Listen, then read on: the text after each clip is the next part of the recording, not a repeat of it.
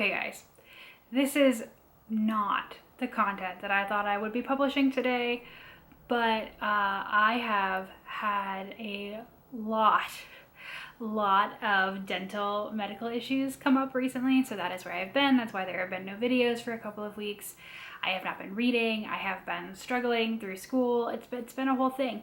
But with the history books, I have a little bit of a backlog of doing the supplementals, so I figured that since the painkillers and the antibiotics have kicked in, that I could at least make this video so that I have something to put out on the channel, I guess.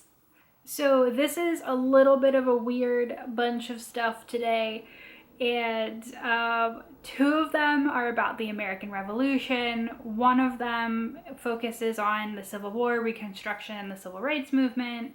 And we have one on college and one on conspiracy. So what are we doing? I don't know. That's just kind of what happens here, right? So the first of the five that I want to talk about is Rebels at Sea, Privateering in the American Revolution by Eric J. Doolin. Now this, I mean, not that I wasn't interested, but I definitely requested this audiobook because I was like, I just need like a palate cleanser. I need something more fun and more interesting than like political theory or why we're broken or whatever.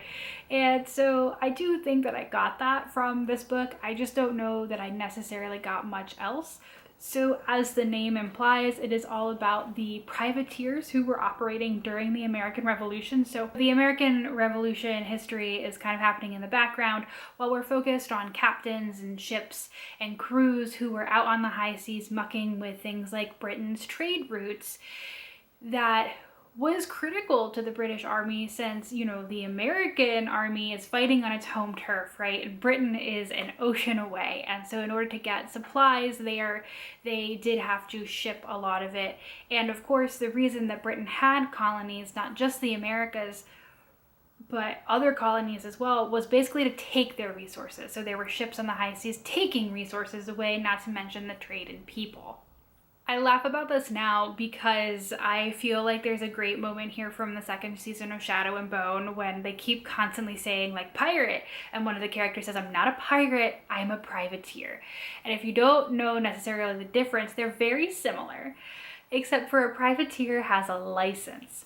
And basically what the American government decided was that they really needed to license these privateers so that other world governments that wanted to support the American Revolution would know that these raiding pirate missions were sanctioned by the American government. There was a huge internal fight about whether or not these privateer ships were a good division of resources, because they did take things from the actual American army, including men who knew they could get far richer out on the open sea than just fighting in the army and like freezing to death in Valley Forge. But there was also a lot of danger involved there too. So it was interesting. It was definitely like a piece of the American Revolution that no one ever really focuses on, at least in the books that I've read very much. So I learned a little bit more about that, but it wasn't like, oh, this is amazing. Like, it was the good time and the break that I needed, but it didn't blow my mind. So this was not the next book that I read in chronological order, but since these two books kind of talked to each other, I'm going to talk about this one next. And that is Liberty is Sweet, The Hidden History of the American Revolution by Woody Holton. And one of the things that was funny about this is one of the hidden histories that Woody Holton talks about is the privateers. So I felt like, having read the privateering book and then reading this book, that I understood more of the context around what Woody Holton is saying, since the privateers are mentioned, but they're still a small part of this story.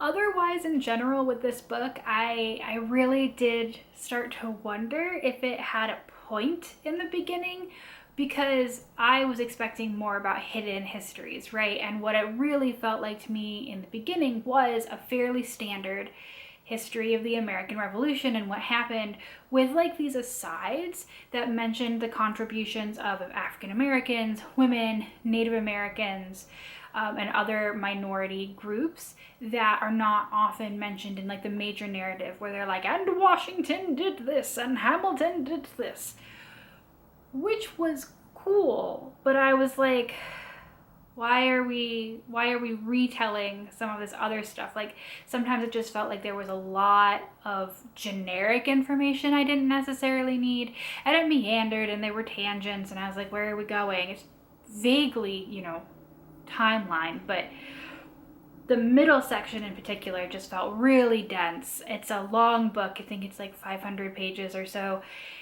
I listened to it on audiobooks. I don't fully know, but it was long. The third section, like the ending section that is more evaluation and analysis, was much stronger than the rest of the book. But by that point, I was like, okay, why have you taken this many pages to get to this point? So really, I wish this book had like one more edit where more of this extraneous information was taken out to make it a cleaner story that really focused more on these hidden histories. But, I am not an editor. I do not work in the book world. So maybe if you're looking for something that combines an American Revolution history plus all this added stuff, this might be of interest to you. But if you're looking for something that is just telling you stuff you've never heard before, that is not necessarily what this book is. Speaking of books that dragged, I also read Teaching White Supremacy, America's Democratic Ordeal and the Foraging of Our National Identity by Donald Yakovone. I was initially interested in this because this book is a textbook analysis, and I work with children's nonfiction books, not quite textbooks, like more trade. But when textual analysis like this of such a wide range of textbooks comes up, I'm interested in that process and how it was done.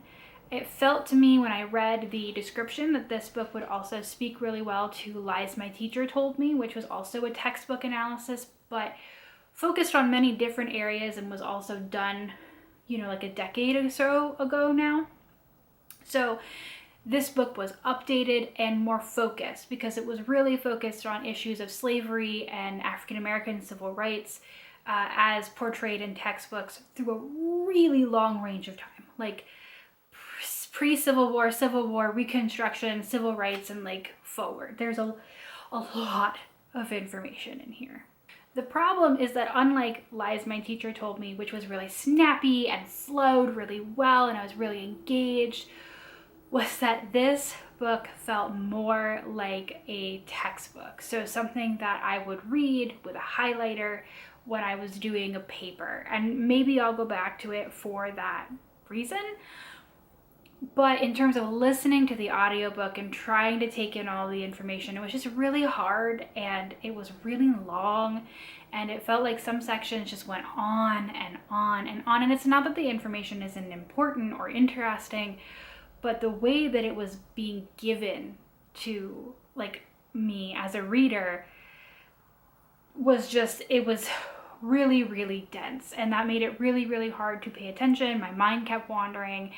And that's really unfortunate because I'm interested in it. So I think if I was going to go back to this book, I would get the physical copy and a highlighter, and I would do it more like I would do an academic text. So if you're interested in this title for that reason, it might be of use to you, the textual academic analysis.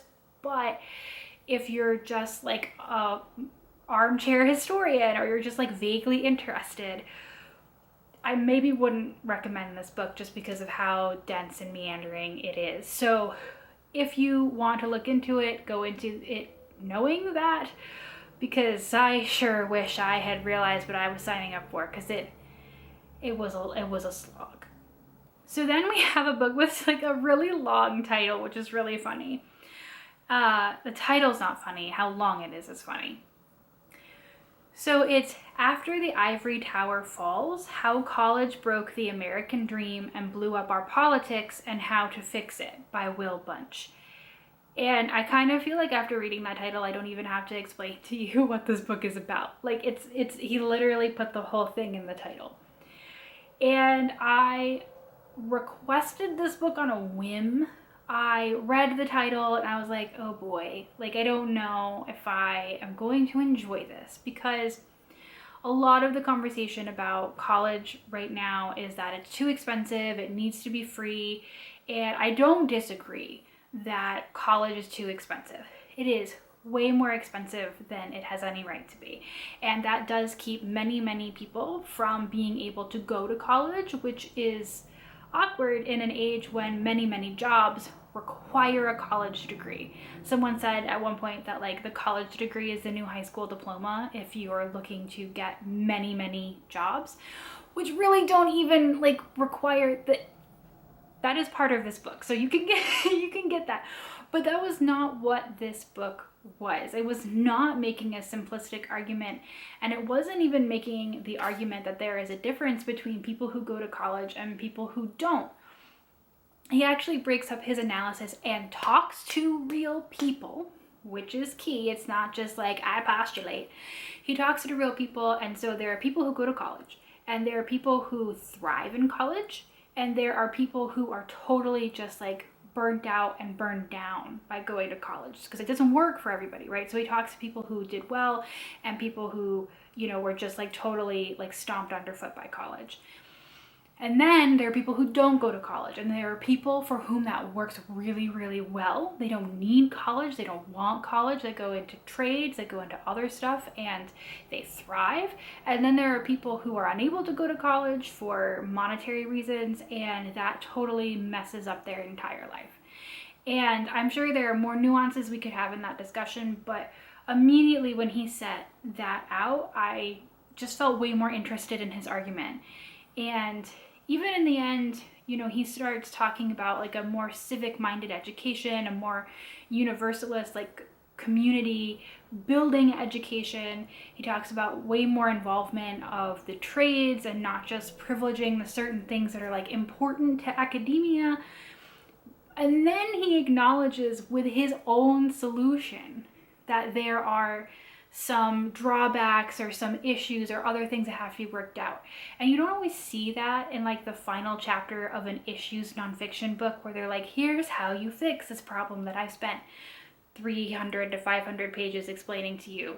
And often they're like really simplistic and you're like, but this book was far more like, this is a really complicated issue. There are a number of ways that we could attack this. This is my preferred method, but here are some of the issues. And it was also just very engaging. It was well written. I listened to the audiobook and I was just like totally locked in. So I really enjoyed this book. And if the whole issue of like college and does it work, doesn't it work, too expensive, what do we do? And the damage that it causes to people, whether you go or not, which is really interesting and well written and very engaging. So finally, I have something that's a little bit different for me, and it's a combination of true crime and political science. So it's just not something I normally read, but I'll tell you why I did after I give you the title. And the title is A Death on W Street, The Murder of Seth Rich and the Age of Conspiracy by Andy Kroll. Now, you may have heard of this, but a few years ago now, a DNC staffer named Seth Rich was murdered in an apparent mugging gone wrong. And after he was murdered, there was like a whole like QAnon internet conspiracy about how the Clintons had had him killed. It connected to Pizzagate. Like it was a whole huge thing. And the story is actually more wild than I ever understood because I saw it going past on like news headlines, but I never really investigated it for myself. But I was on Netflix and I was watching a documentary series called Web of Lies and Make-Believe, which is basically a whole bunch of 50-minute episodes talking about different like conspiracies or things that the internet has like brought into our lives that are not great and have resulted in like murder and death. Very, very cheery. But one of those episodes was on the Seth Rich murder, and I was like, wow, like this was just really convoluted and involved, and I didn't realize. And then this book came out, so I put it on hold. And I really wasn't sure if I was going to enjoy it. It's a lot of things that necessarily aren't my favorite things, but one of the key things for me in like a true crime book is that sometimes I feel like the author sensationalizes the crime at the expense of the victim and their families, their friends, And the entire point of Andy Kroll's book is that, you know, this story got blown up to such epic proportions that we forgot who Seth Rich was as a person. And we forgot or didn't think about the toll this took on his family, on his friends. And so what this author is trying to do is re-center Seth Rich as a human being. And I thought that that was done really well. As well as, you know, connecting the different threads and the different people that kind of like mooched onto this and made it spiral into something just really, really big. But it's definitely, I think, more political than true crime, even though it does center on a murder, which is how I came out on it in the end, which is why I'm including it in the supplemental. But yeah, if you're not sure, you could also just watch the Netflix documentary episode and see if you want to engage with this at all. But again, the key thing for me in anything related to like a true crime is the victim, their families, their friends, like respected and not sensationalized. And I think that that really came through really well in this book. And so I enjoyed it. It was, I mean, enjoyed it as much as a person can when the story is, you know, about the murder of someone, but in the sense that it was well written and engaging, and I listened to the audiobook and I was obsessed with it. Like I couldn't turn it off.